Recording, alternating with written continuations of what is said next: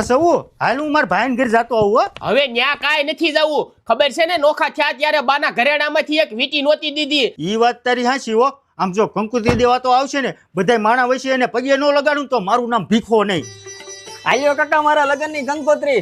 હા લગન ટાણે જ તને કાકો સાંભળો કા. અરે કાકા એવી રીં ચડાવોમાં એક તો માણ મારું ગોઠવાણું છે, લગ્નમાં તો તમારે આવવાનું જ છે. આ જોવા ટાણે તારો કાકો ને કાકી નો સાંભળ્યા. આ હરક પુદુડી ની 5000 ની હાડી લઈને બેઠી હતી. અરે કાકા ટૂંકમાં બતાવ્યું તું. તે ટૂંકમાં બતાવ્યું તો હું ભાઈઓ ને ભૂલી ગયા તા. તો હવે લગન ટૂંકમાં પતાવી દેજો. કાકા અમારા કાકીને કયો ને બંધ થાય, હું અહીંયા કંકોત્રી દેવા આવ્યો છું, ડખા કરવા નથી આવ્યો. હા તે આ તારી કાકી હાસુ જ કે છે. અરે કાકા આવું કરો માં, માંડ 30 વર્ષે મેળ આવ્યો છે, તમે નહીં આવો ને તો સમાજમાં મારું ભૂંડું લાગશે. તારા કાકાને ગમે એટલી મીઠી માર્યું એટલી માર, અમે આજે નથી આવવાના ને કાલે નથી આવવાના. કાકા જીભડાલીને કયો બંધ થાય, આને આવીને જ ઘરમાં ડખા કરાવ્યા છે. નકર કેવા પેલા આપણે હપીને રહેતા હતા. હું નાનો હતો ખબર મને તેડીને તમે ચોકલેટો લેવા લઈ જતા હતા.